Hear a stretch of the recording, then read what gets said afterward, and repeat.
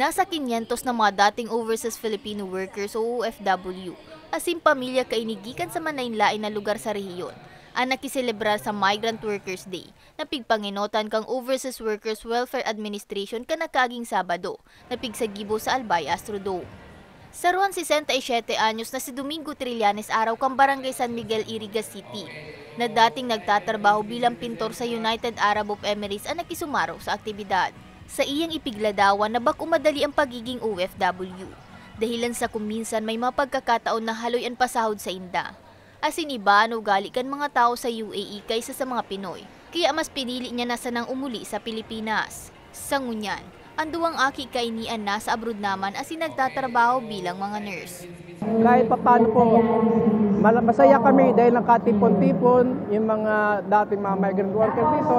Maraming exhibit na pwedeng mapakinabangan, na mga pwedeng mapagkanahanap buhay na mga OFW, hindi na magbabalik sa abroad. Si Shirley Nales Riading 49 anyos kan malubago ginubata na naging domestic helper sa Jeddah, Saudi Arabia ng 2 taon. Ang naghirasman kan sa iyang eksperyensya bilang OFW. Sinabi kay ni na day siya pinalad sa naging niyang amo.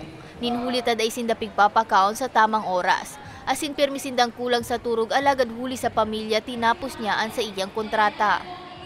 Masaya kasi kumbaga sa yung mga sakripisyo namin sa abroad, kumbaga sa bumabalik pa rin sa amin. Salamat ko rin po sa OWA na nagkaroon ng ganitong event kasi kumbaga sa yung mga namin, yung mga kakayahan namin kung paano kami magano ng mga pagbebenta ng ganito.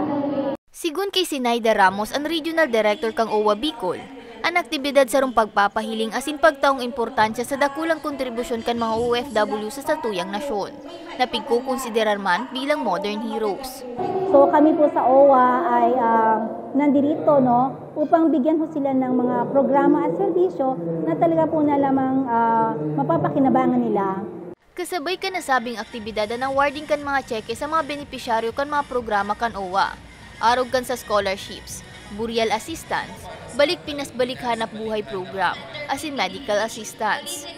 Apwera kaan, naka-avail man ang mga partisipante sa ibang serbisyo na pig-opresir kang OWA, arog na kan trade fair, libreng upaw, check-up, manicure, pedicure, asin iba pa. Para sa mga baretang tatak Bicol, May Arango.